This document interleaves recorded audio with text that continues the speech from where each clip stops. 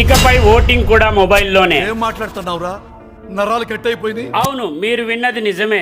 ఈ వినూత్న మార్గంలో ముందడుగు వేయబోతున్న బీహార్ మొబైల్ ఫోన్ ద్వారా ఓటు వేసే అవకాశం కల్పించిన తొలి రాష్ట్రంగా బీహార్ నిలవనుంది. 2025 జూన్ 28 నుంచి మున్సిపల్ ఎన్నికల్లో ఈ విధానం అమలవుతుంది. ఈ ఓటింగ్ SEC BHR యాప్ తో ఓటర్లు ఇంటి నుంచే ఓటు వేయవచ్చు.